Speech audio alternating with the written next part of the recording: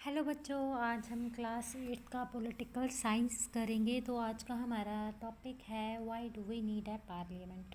हमें पार्लियामेंट की ज़रूरत क्यों है। तो इसमें टॉपिक आएंगे, इसमें हम पार्लियामेंट के हाउसेस, दो हाउसेस जो है राज्यसभा और लोकसभा, उसके बारे में हम पढ़ेंगे। और इस टॉपिक को हम डेमोक्रेसी से रिलेट करेंगे। तो आगे हम अपना टॉपिक कंटिन्यू करते हैं। तो इसमें बताया गया है कि जो हम इंडियंस हैं, हमको प्राइड फील होता है कि हम एक डेमोक्रेसी का हिस्सा हैं। तो डेमोक्रेसी क्या होता है, मतलब यहाँ पे क्या होता है, जो गवर्नमेंट होती है वो लोगों के थ्रू चुनी जाती है। तो यहाँ पे हम ये भी समझने की कोशिश करेंगे कि जो आइडिया है पार्टिसिपेशन का, पार्टिसिपेशन किस में, डिसीजन मेकिंग में। और जो डेमोक्रेटिक गवर्नमेंट की जो ज़रूरत है, मतलब जो डेमोक्रेटिक गवर्नमेंट जो है उसको ज़रूरत क्यों है अपने सिटीजन्स की कंसेंट की। तो पार्टिसिपेशन इन डिसीजन मेकिंग, मतलब पार्टिसिपेशन हम किस में करते हैं, डिसीजन मेकिंग में। जैसे कि हम वोट देते हैं तो हम अपनी मर्ज़ी से वोट देते हैं कि हमें जो कैंडिडेट पसंद होता है तो हम उसी कैंडिडेट को वोट देते हैं। तो ये हमारा हो गया डिसीजन मेकिंग। तो और इसमें जो डेमोक्रेटिक गवर्नमेंट्स जो है उनको सिटीज़न, जो कंट्री के रहने वाले लोग हैं, उनकी कंसेंट मतलब मंजूरी की ज़रूरत क्यों पड़ती है। तो इन्हीं एलिमेंट्स को मिला के हम बता सकते हैं कि जो ये डेमोक्रेसी है ये किस में हम एक्सप्रेस कर सकते हैं, इंस्टीट्यूशन ऑफ पार्लियामेंट में। तो इस चैप्टर में हम ये भी देखेंगे कि पार्लियामेंट जो है वो कैसे इंडिया के सिटीजन्स को इनेबल करता है कि वो डिसीजन मेकिंग में पार्टिसिपेट करें, गवर्नमेंट को कंट्रोल करे। और जो इम्पोर्टेंट सिंबल है इंडियन डेमोक्रेसी का वो कैसे बनाता है, और की फीचर जो है कॉन्स्टिट्यूशन का वो कैसे बनता है। तो ये सब हम इस टॉपिक में पढ़ेंगे। नेक्स्ट टॉपिक है हमारा वाई शुड पीपल डिसाइड। तो इसका मतलब ये है लोग क्यों डिसाइड करेंगे, लोगों का मतलब इतना डिसीजन, मतलब इतना इफ़ेक्ट क्यों पड़ता है कि लोग ही डिसाइड करेंगे कि उनके एस्पिरेशन, जो उनके जो व्यूज़ है वो इतने मायने क्यों रखते हैं डेमोक्रेसी में। तो जैसे कि हमें पता है इंडिया जो है वो ब्रिटिश रूल के अंडर था। तो हमें इंडिपेंडेंस कब मिली थी, 15 अगस्त 1947 को। और जो ये हमारा जो इंडिपेंडेंस का स्ट्रगल था ये आसान बात नहीं थी। इसके लिए ये बहुत ही मुश्किल काम था और इसके लिए बहुत ही डिफ़िकल्ट स्ट्रगल किया था, जिसमें हर सेक्शन के लोगों ने पार्टिसिपेट किया था। तो अलग अलग बैकग्राउंड से जो लोग आए थे उन्होंने स्ट्रगल, जो फ्रीडम स्ट्रगल था, इसमें पार्टिसिपेट किया था। और वो इंस्पायर हो गए थे आइडियाज़ ऑफ फ्रीडम, इक्वालिटी और पार्टिसिपेशन इन डिसीजन मेकिंग।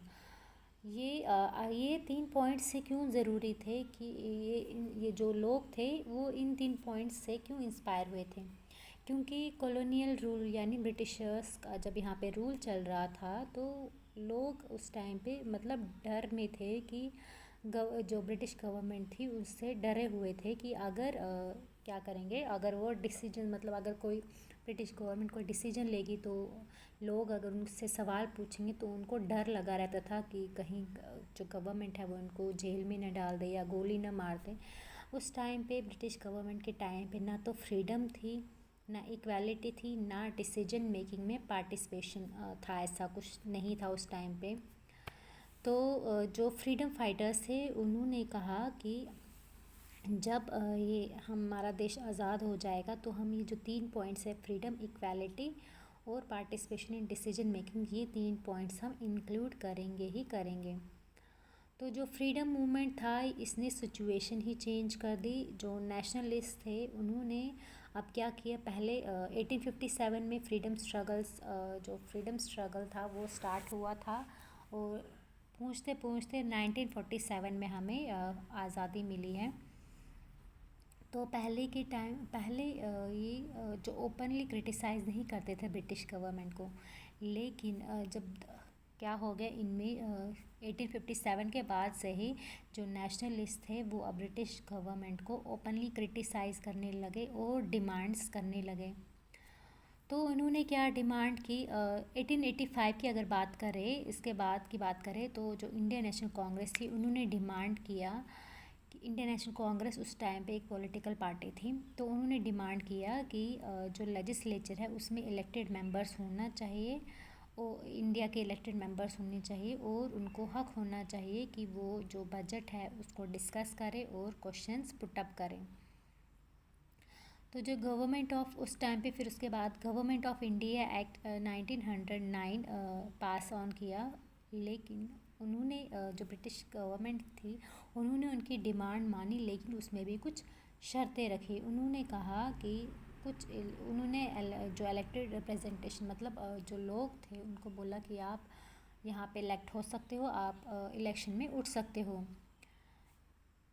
तो इन्होंने ब्रिटिशर्स ने इनको हक तो दिया था कि कुछ ही लोग इलेक्शन में खड़े हो सकते और वोट दे सकते, लेकिन वो हक भी किनको दिया, जो अमीर थे, जो इंडियन एजुकेटेड थे, उन्हीं को हक दिया। लेकिन जितने भी एडल्ट्स थे उनको हक नहीं दिया कि वो पार्टिसिपेट करें डिसीजन मेकिंग में या वोट दे सके। तो ये हक ब्रिटिशर्स ने नहीं दिया उस टाइम पे, सभी लोगों को नहीं दिया। तो जैसे हमने कि पढ़ा जो स्ट्रगल हुआ था इंडियन का फ्रीडम स्ट्रगल जो हुआ था उसमें लगभग हर अलग अलग लोगों ने पार्टिसिपेट किया था। तो जो नेशनलिस्ट थे तो क्या था उस टाइम पे जब अलग अलग लोगों ने पार्टिसिपेट किया था फ्रीडम स्ट्रगल में, तो जो नेशनलिस्ट हैं उनके दिमाग में ये बात पक्की हो गई कि जब इंडिया आज़ाद हो जाएगा तो यहाँ पे हर इंसान जो है इंडिया में वो डिसीजन ले पाएगा, पार्टिसिपेट कर पाएगा डिसीजन मेकिंग प्रोसेस में।